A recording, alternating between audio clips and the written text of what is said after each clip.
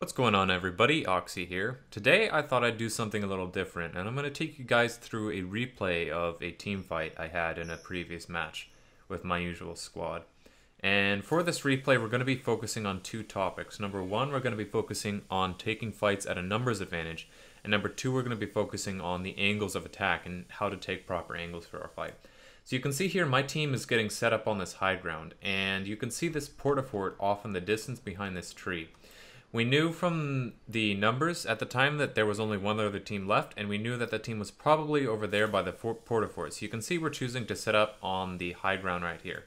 Now I want to pause this for a second because there's a couple of things I want to point out. Number one, this is basically the high ground in the middle of the circle, which makes it very favorable for us. Now this is the highest point of the high ground on the map, but I chose not to set up here, and there's a couple of reasons why. Number one, we already know that the other team is very much likely over there at the porta-fort. If we set up here on this high ground, that doesn't give us enough of a presence, a forward presence where this team is. And it kind of allows them to come up this nice easy slope and to potentially set up here on the high ground opposing us. So we want to set up in a forward position where the hill is much more steep, and so we can apply much more pressure to them and not cede them any of the high ground that we want. We also set up here because this is farther out of the circle. Right here where we started to set up is more in the immediate center of the circle. And you ideally, especially in these final circle scenarios, want to be setting up as close to the middle of the circle as possible, because the closer you are to the middle of the circle, the less likely it is that you will be outside of the circle when it moves, and the more likely it is that someone will have to make a move on you. Now, as we're getting set up here, I want to point out my team's fort building. Notice we're all building a little bit apart from each other, and we're building forts at different heights. I've got the highest fort, and the shortest fort is all the way here in the front. This is so that the ones in the back can see over, and so that if somebody rushes us, we're all at different heights and in separate forts, and it's going to take them a lot longer to clear all of us out.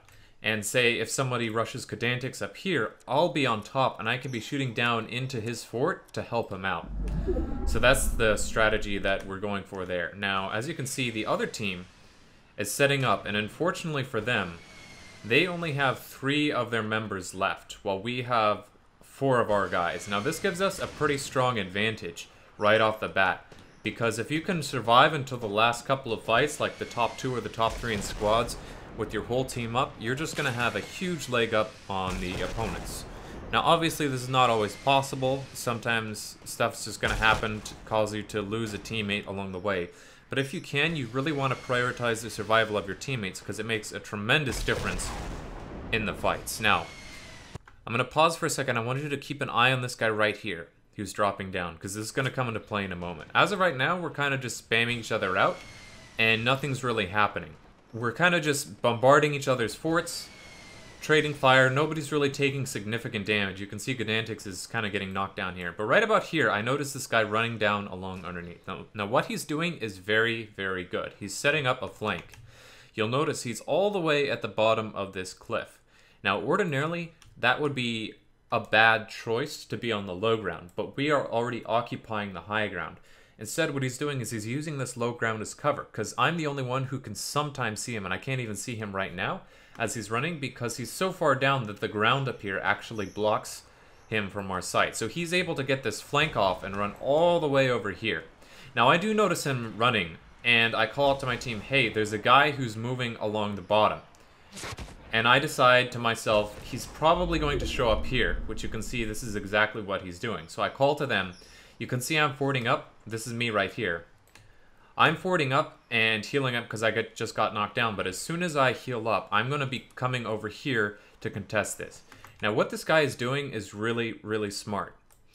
His team is at a numbers disadvantage. They only have 3 players.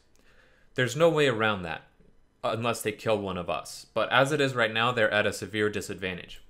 What he's doing is he's relocating to this flank.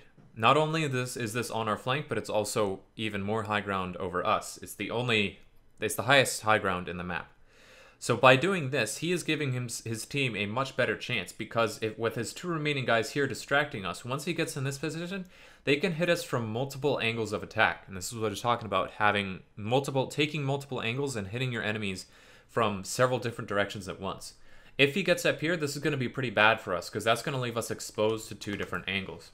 But I have already noticed him coming, and I'm calling to my teammates that that is happening. So let's see what happens. He's coming up. He's on the flank. He's a little hesitant. Here I go. I come out of my base. Kodantix has heard me call that, and he just comes right away to help me, which is really good. That's great team play by him. I don't even have to tell him. So we're going to pause it real quick here. He has set up on the high ground. He's not built quite yet because he wants the element of surprise.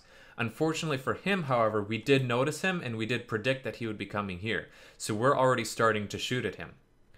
I'm going for the rush up the hill while Kodantix is going to be giving me cover fire in the back. You can see that right there. Good teamwork by him again. And you notice, even up here, Grizz is taking the fight as well. Now you might want to ask yourself, why are me and Kodantix relocating if we already have a really strong position over here? It's true that this is a good high ground and giving this up could be a bad decision, but we need to stop this guy from getting a second angle on us. Also, let's talk numbers. If we split from our team, Scott and Grizz over here are going to be in a 2v2. So that's an even fight. Generally, you want to avoid even fights as much as possible. However, me and Kodantix are going to be taking a 2v1, that means we have twice the number of people that the other team has in this fight with this guy, because it's just a 1v2. And that is a very, very good odds for us. So even if Grizz and Scott are in an even fight, where previously it was a 4v3, our chances in a 2v1 are better than they are in a 4v3, because we're double the amount of players that they have right here, even though it's only one. So if we can take this 2v1 and kill this guy, keep in mind suddenly we turned the 4v3 into a 4v2, which again, we take double the numbers here, and if we win this fight, then it results in double the numbers for this fight as well. And not only that, again, look, Grizz is up here firing. He hasn't fully committed. He hasn't rotated over this way with me and Kodantix, but he's still engaging and providing me cover fire as I'm pushing up, making this, for the moment, effectively a 1v3, which is even more in our favor. And even though Scott is now in a 1v2, he still has high ground advantage, and he can hold out and last for just a little bit amount of time. It takes Grizz and me and Kodantix to push this guy back. So now we're pushing him back. Grizz is going to go back to the 2v2 as soon as he stops firing here. And me and Kodantix are going to be set up on this high ground. Once again, we've maintained our high ground. This guy down here, Silver Copper, has to retreat. So as we're setting up for this, watch the angles of attack that me and Kodantix take. We're kind of feeling him out, trying to figure out where this guy is. Kodantix drops down a little bit, and I'm going to stay on the high ground with my rockets. I definitely want to keep my rockets from the high ground. Kodantix is hammering this guy with the LMG, and we're both hitting him from above. But watch as Kodantix drops in and is shooting down the walls. He's going to jump out to the side. This is an excellent, excellent position for us, because now you can see Kodantix will be hitting him from this side. I'll be hitting him from above. And he will have two angles of fire he has to defend from this side and from this side. And that's going to make it much harder for him to continue to spam walls against us. Not only that, but I'm also attacking from above, which is even more ideal, because if you're attacking from above, not only does he have to spam walls in two different directions, he has to switch between building pieces. He has to have a wall here and a roof here, which is really, really hard to do. Now, I also want you to watch this rocket I'm going to place here. I'm putting it right inside on this ramp. The reason I want to do that is the maximum point of demolition. I'm not looking to actually try and frag this guy. I'm just trying to knock down his buildings and create an entry point for Kodantix. If I place the rocket right in here, right in this little pocket, it's going to hit all three walls. These two walls here and this ramp. And of course, Kodantix right on the outside sees that and immediately is able to execute the guy. He has the shot lined up from the outside from what he can see through the walls, and as soon as the explosion goes off, before the blast even clears, he's able to take the shot and execute the target.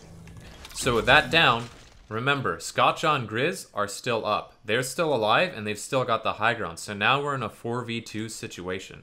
Now, we could go back to the high ground because the high ground is definitely an advantage, but instead of doing that, we're going to push up on the flank here and once again attack from multiple angles so that these guys have to defend from two different directions at once. You can see here I have the clear shot with the rocket launcher, but these guys are a little above me and I don't want to rush it. So I'm going to start out building a double wall ramp, get up, get a nice position, a nice angle for the rocket launcher. I fired in, hit one guy, pull out the rifle, and then it's a simple matter of executing them both. So to recap, in a team-oriented scenario like Duels of Squads, you want to be taking fights with as much of a numbers advantage as possible. A bad player will not even think about numbers advantage. A decent player will be looking for 1v1s because they're probably going to want to prove their skill and their dominance over other players. But a great player isn't concerned about this and will look to take fights that have as many factors in their favor as possible. Now, when you do have a numbers advantage, you should also be looking to capitalize further on this by splitting your angles of attack so that the enemy has to deal with multiple threats from different locations. Remember that it's okay to split from your team in order to achieve this, or to work in pairs to further emphasize a numbers advantage, just like we did in the video with a 1v2 and a 2v2 over a 4v3 scenario. If you guys enjoyed this video, please be sure to let me know down in the comments, and be sure to hit that subscribe button if you're not part of the community already. Before I go, however, I want to mention something important. Now that we have the replay system, it's actually possible for me to watch and review any of my subscribers' games and give them feedback on how to improve and fix their mistakes.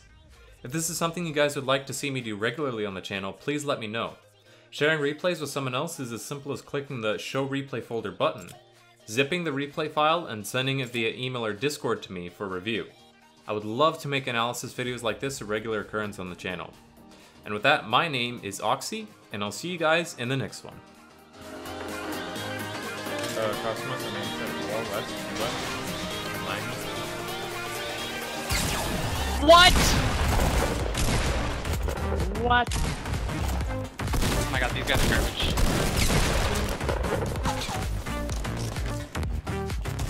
Save a kill for me.